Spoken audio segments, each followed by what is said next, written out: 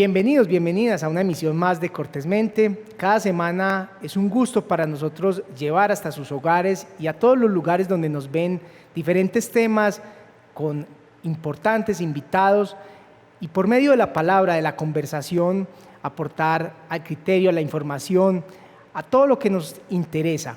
Hoy estaremos hablando de educación con enfoque de inclusión y para eso hemos invitado a Jenny Bedoya Rendón. Ella es licenciada en Educación Especial, es docente de apoyo acá en El Retiro, en la institución educativa Ignacio Botero Vallejo. Tiene mucha experiencia en este campo, muchos años como docente, también hizo parte en algún momento también en la alcaldía, en el programa de inclusión acá en el municipio del Retiro, y pues estará con nosotros acompañándonos en el programa. Jenny, bienvenida, qué rico tenerla.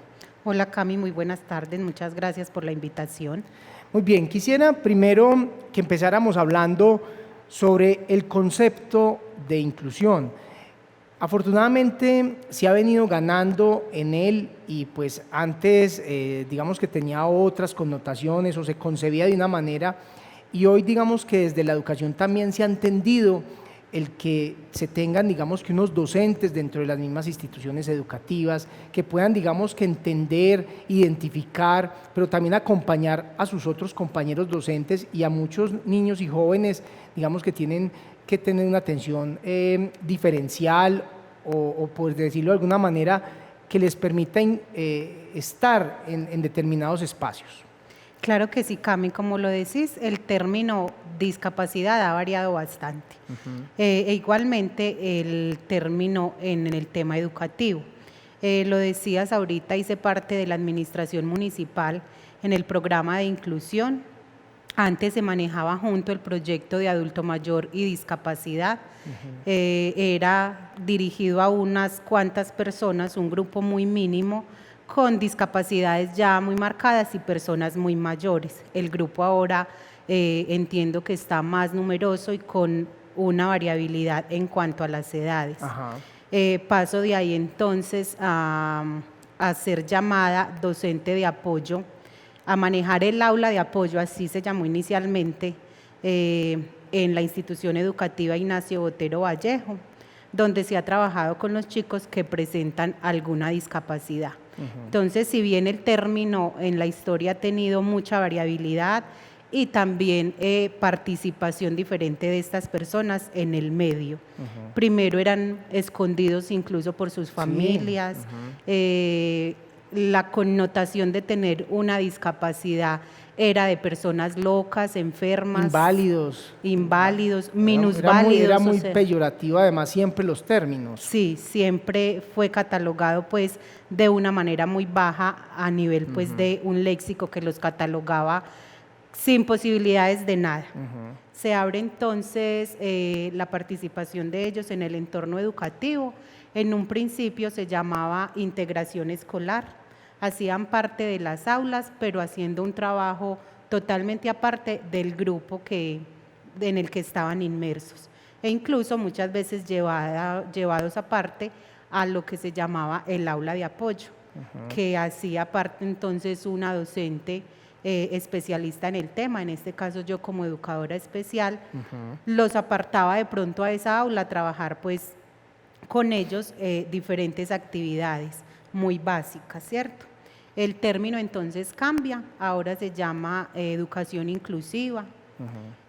Ya es hacer lo posible porque esta población sea partícipe activa de las aulas, que en la medida de las posibilidades participen en igualdad de condiciones con quienes están en determinado grado, ¿cierto?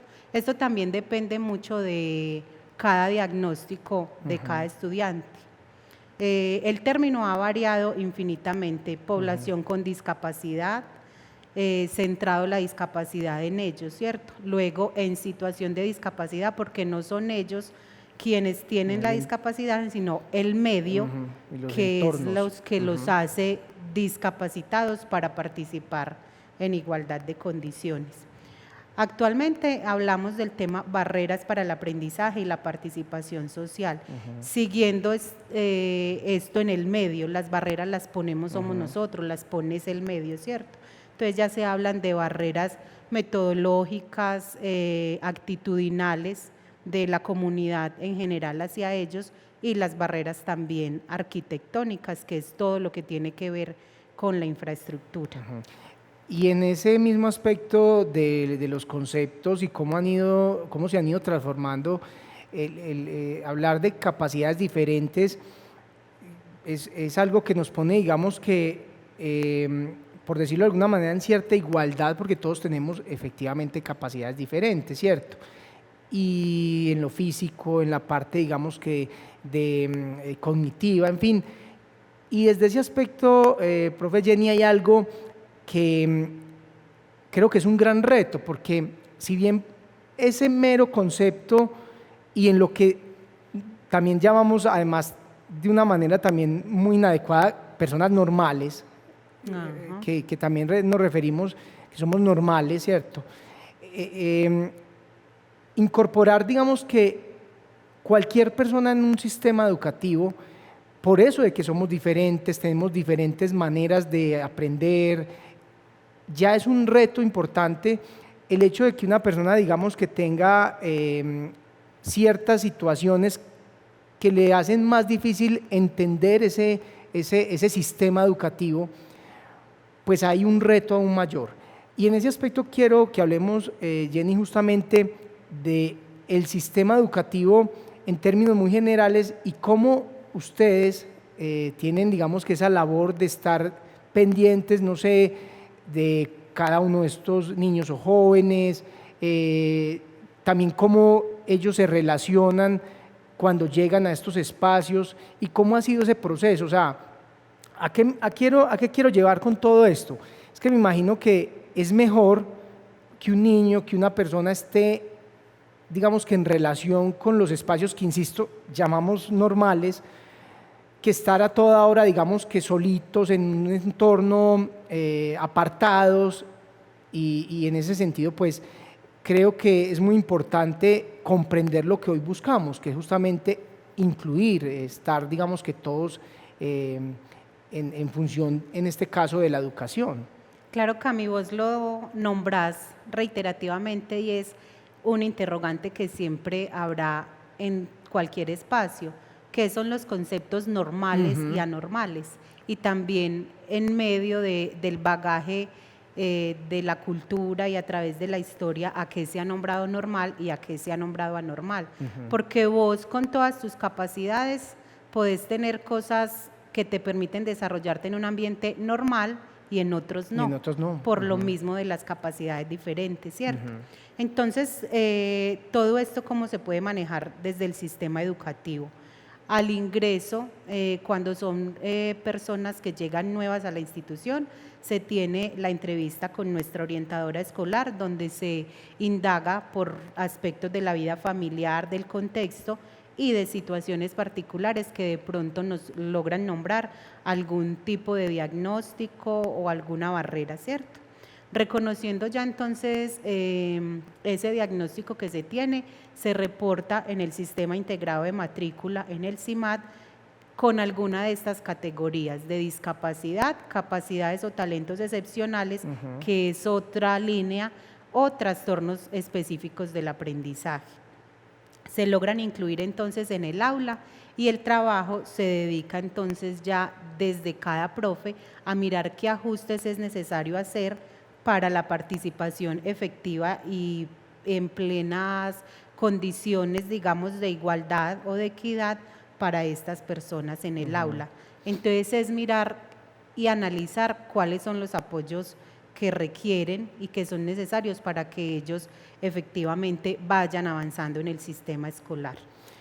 También ahí juega mucho las expectativas que tenga el mismo estudiante, que tenga su familia, porque definitivamente sí hay que ser conscientes también que el sistema educativo regular, con todo lo que desde la ley se exige, hay muchas veces que no logra equipararse para esta población, que si bien se trata de hacer esos ajustes que se requieren, hay de pronto barreras, como las mencionaba ahorita, desde la metodología o incluso actitudinales, que no llegan no nos dan pie para poder tenerlos en un sistema escolar completo, valga la redundancia, en la educación regular, y por eso también se ofrecen y hay oferta de muchas otras posibilidades de una educación más vocacional, más práctica para ellos, permitiendo precisamente el desarrollo de esas habilidades con las que cuentan y no enfrascarnos en una discapacidad o en una barrera frente a lo que definitivamente no va a alcanzar o no logra hacer. Ahí, profe, toca usted dos temas que quisiera que nos reforzara, y es el tema, por ejemplo, de la evaluación, los logros, las metas que tiene un currículo, que tiene, digamos, que el sistema para lograr, digamos, que un niño, un joven avance en su proceso académico. Digamos que sobre esta población se adapta, es diferente, cómo es el tema de la exigencia, ¿cierto? En un primer lugar. Y lo segundo tiene que ver también con cuándo es recomendable y cuándo no. Entonces, primero, ese tema, digamos que la evaluación, la exigencia, es diferente el currículo, ¿cómo es esa parte? La idea, Cami, es que el currículo no sea diferente, ¿cierto? Para que se dé la verdadera inclusión, no debe haber un currículo paralelo. Que en este momento lo tenemos en algunos casos, sí, porque son personas que han ido avanzando en el sistema y que han sido promovidos malmente por socialización, que no debería ser solamente el tema de socialización, sino efectivamente las habilidades académicas. ¿Cómo se logra esto? Según la ley, hay dos formas para implementar los ajustes en el tema de la inclusión educativa, y es el DUA y el PIAR.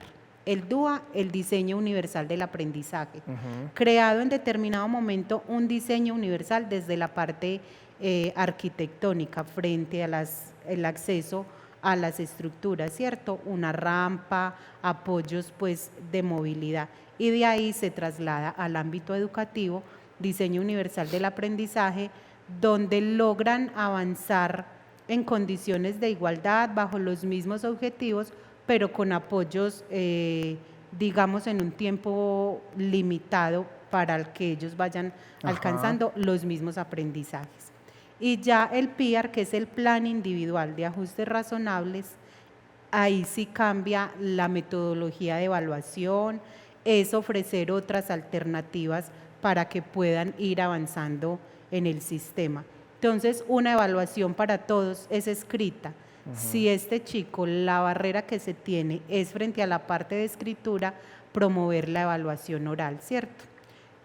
Seguimos enfrentándonos a barreras actitudinales porque no todas las áreas y no todos los docentes logran hacer estas modificaciones. Entonces, de ahí es un trabajo constante, un trabajo de renovación incluso en la relación con los términos. Yo ahorita mencionaba aula de apoyo y hasta el término ha cambiado. Ahorita soy docente de apoyo, pero ya el enfoque se le da servicio de apoyo pedagógico. Entonces no es un aula aparte, sino que el trabajo se hace en el acompañamiento. Esos ajustes frente a la evaluación, las metodologías se hacen dentro del aula, analizando la situación y participación de estos chicos con algún diagnóstico en el aula y en la conversación directa con el docente, porque cada área también se maneja de manera distinta.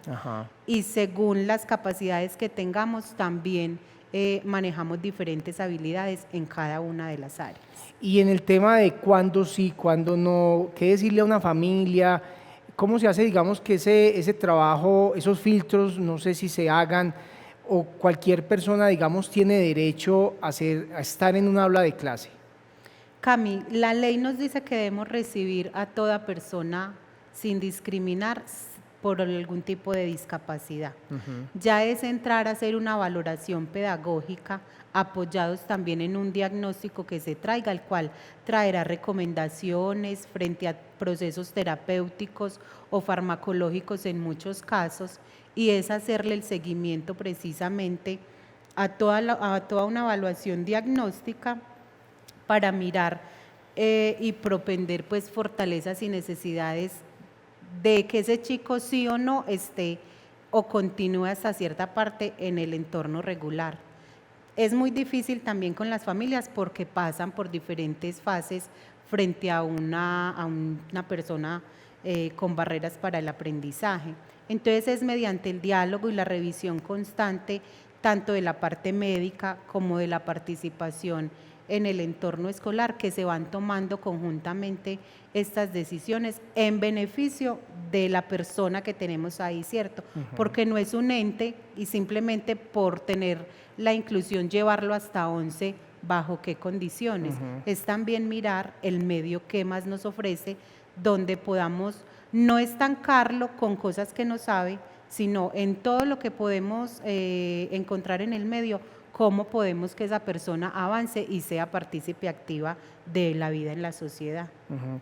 Profe, digamos que el sistema educativo público, el hecho de tener, digamos que perfiles como el suyo, pues es muy importante, porque de una otra manera se hace un proceso desde lo académico muy interesante, pero en otros espacios, ya digamos, fuera de lo institucional educativo, empresas, organizaciones, la misma sociedad, el proceso de inclusión es muy complejo porque digamos que son pocas las empresas que tienen, digamos que cierta prioridad, muchas lo hacen simplemente por cumplir, no atendiendo, digamos que un proceso de competencias, de desarrollo y un montón de asuntos que pensaría uno que son tan necesarios para que esta persona realmente pues se desarrolle y sobre todo pues sea feliz, se considere, pues no sé si la palabra útil sea la adecuada, pero sí digamos que se pueda desarrollar en el ámbito que esa persona sueñe y quiera, ¿cierto? Y en una sociedad en la que constantemente nos está diciendo pues que tenemos que ser productivos, que hay que producir, que tenemos que sostenernos, pues debe ser una carga para esta población siempre ese asunto. En ese aspecto, digamos que de empresas, la misma sociedad como tal, ahí nos falta mucho, pienso pues desde mi consideración y desde mi óptica. Vos lo mencionabas de pronto, la ventaja en el sistema educativo de que hayan figuras desde el servicio de apoyo pedagógico, pero no en todas las instituciones lo hay. Por ejemplo, no nos vamos a otras partes, sino en nuestro propio municipio, la única docente de apoyo soy yo y estoy adscrita al Ignacio Botero Vallejo. Para las otras instituciones se cuenta con el apoyo que brinda la Dirección de Educación con una neuropsicóloga que en este momento entonces implementa el servicio de apoyo pedagógico a las demás instituciones, pero la población va creciendo, Cami, también. Entonces, si bien ya hay pasitos en Todavía el tema nos falta de inclusión educativa, falta también bastante camino por recorrer y por gestionar también esos recursos. Ahora la inclusión social, nos falta y bastante. Si bien se han ido ya las leyes y muchas situaciones han ido cambiando la mirada hacia estas personas, obviamente falta todavía mucho, porque de todas maneras en nuestro conocimiento y en el bagaje cultural que se tiene hay arraigados ciertos pensamientos discriminativos todavía frente a estas personas y muchas veces mal llamados enfermos, como si pensáramos que fuera, yo veo mucha gente que piensa que eso se va a pegar, que eso se va a transmitir, que hay que tratarlos como niños. Y bueno, en algunos casos por cariño son nuestros eternos niños, pero no, ellos van creciendo, su cuerpo se va modificando. Es que perdóneme ahí, profe, por ejemplo, yo recuerdo que aquí siempre decían los niños especiales, o sea, y eran personas adultas y eran los niños especiales. Entonces desde ahí nos falta bastante cambiar como esa concepción que se tiene frente a ellos. Se han dado pasos en cuanto a la inclusión tanto educativa como social y laboral, sí, siguiendo faltando mucho, vos lo decías, de pronto las empresas logran incluir estas personas, pero por una contraprestación que les genera el tenerlas ahí, pero no sabemos si realmente se hace efectiva esa inclusión y es solamente de nombre por tener esa contraprestación que puede llegar o en realidad sí son parte activa del entorno en el que se estén desenvolviendo. Profe, al inicio del programa hablábamos cómo la familia en muchas situaciones y además por asuntos de creencias, que era un castigo de Dios, que no sé qué, las personas literalmente, como lo decíamos al inicio del programa, pues se escondían y los veían como si fuera literalmente un castigo por X o Y razones de la vida. Hoy la familia, afortunadamente y gracias a la educación, a tantas cosas y procesos que pasan en nuestra sociedad, ha transitado a entender y a comprender, digamos, que la importancia de acercar a procesos de inclusión, de permitirles desarrollarse, de darles posibilidades, de darles responsabilidades, de darles también un lugar dentro de la familia, no simplemente como desde que pesar, ¿cierto?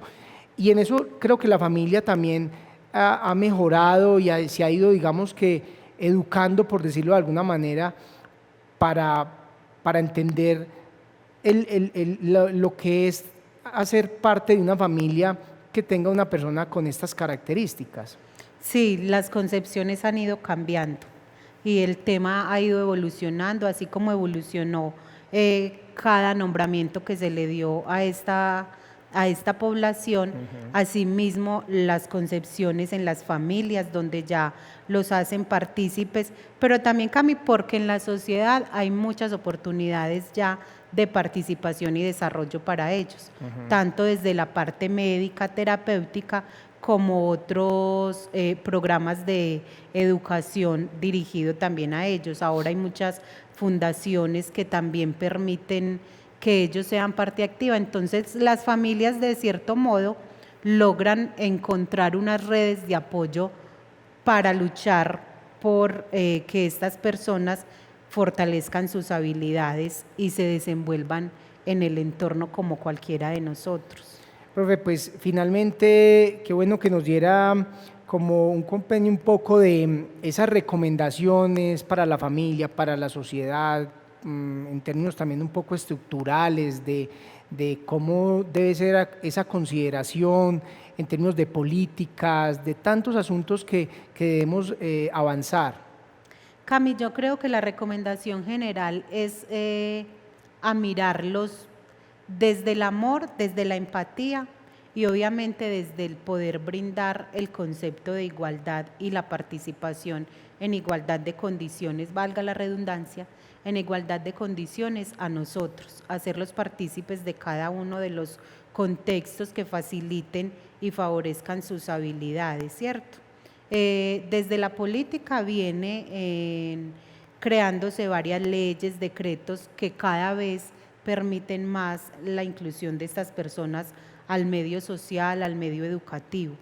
Deportivamente también se ofrecen varios espacios y es el llamado a que la familia que tenga personas con alguna barrera para el aprendizaje, y ahora no solo el tema de discapacidad, sino desde la salud mental también, que es un tema que luego de la pandemia se acrecentó. Primero, yo creo que lo mismo que pasó con la discapacidad en su momento, pasó con la salud mental. Habíamos muchas personas con diferentes dificultades en salud mental que estallaron luego de la pandemia. Entonces estuvieron ahí guardaditas, escondidas, lo mismo que las personas con discapacidad en su momento. Entonces, aprovechar los espacios que se ofrecen de participación, la parte cultural, la parte deportiva y obviamente acciones tanto en el ámbito educativo como extracurriculares que se ofrecen para ir favoreciendo todas esas habilidades. Profe, muchas gracias. Cami, a usted por la invitación, muchas gracias. Jenny Bedoya Rendón, docente, licenciada en Educación Especial, nos acompañó en el programa, muchas gracias a ella. Y a todos ustedes, queridos televidentes, muchas gracias. Ya saben que estamos cada semana con un invitado más para hablar cortésmente.